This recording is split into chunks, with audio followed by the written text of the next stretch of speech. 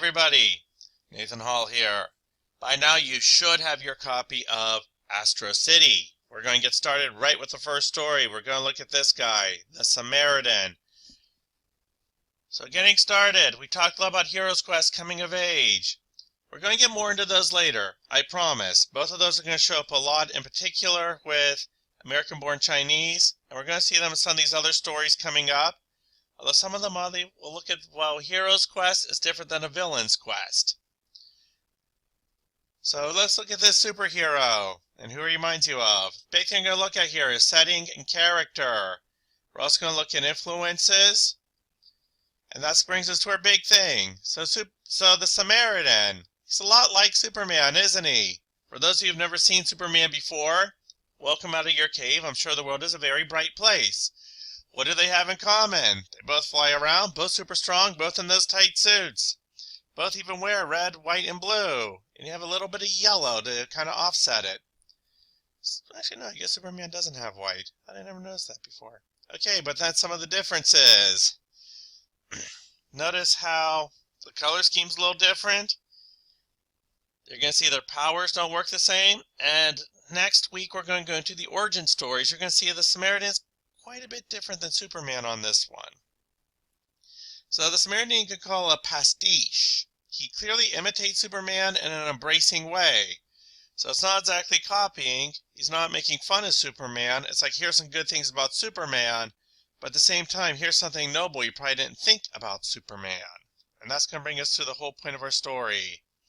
So lots of setting. We're set in Astro City. We've got lots of superheroes, villains, monsters, and monstrous heroes. This is the guy we're going to see coming up very soon in a more coming-of-age type story with the Hanged Man. You know, when a guy starts a conversation with people of Earth, hear my words, here now, it's not going to go well. Let me tell you, the ape people, they are a lot of fun. But you want to live in a place like that? I don't know. It's up to you, I guess. So the plot. What does the Samaritan want as he gets through his day? What keeps him from achieving this goal? He's got a lot of conflicts, this poor guy. So it's nothing but conflicts for the Samaritan. So he's got some internal. There's a lot of Samaritan versus himself here, which you can see in this one. Who has time to be something like this when I have to do all this other stuff?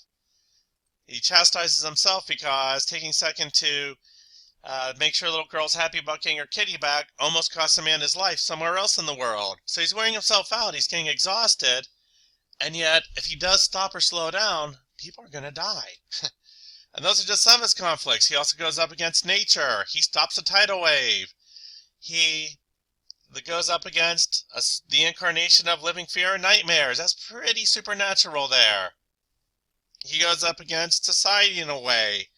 He feels like, I just want to do these other things, and society gives him money I can't have. So he's got a huge temptress going on there in his hero's quest. And actually, that's will be the theme of our next story in a big way.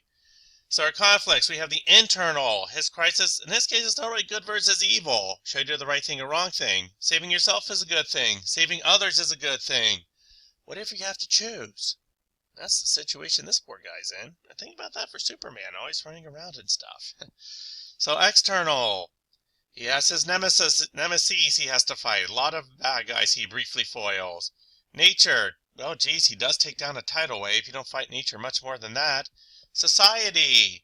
Well, society wants him to be more like this. The other ones are saying, hey, you're cutting close there. And it's normal life. Hey, Asa, you're super busy. What's up with that? You just think you were a jerk. So the foils. That's going to bring us to his co-workers. So we're showing the conflict, the other things he could be. So they show that both of them, he's a busy but reliable guy. Kind of humble, but also very good. In a way, they also define him, because he shows us a very straightforward, standard hero. You got the more joking MPH there.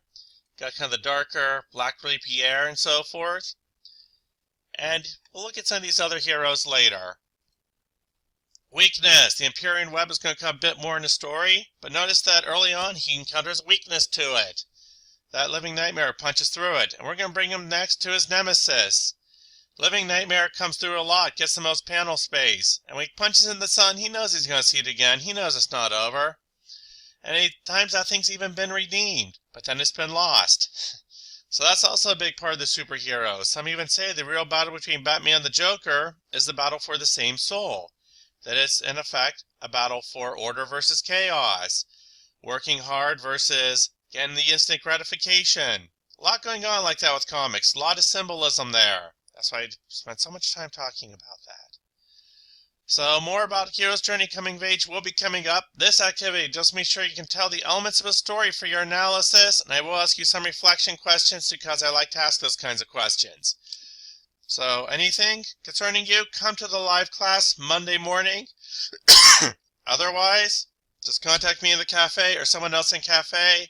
A lot of these elements do carry over for other teachers. That's all for now.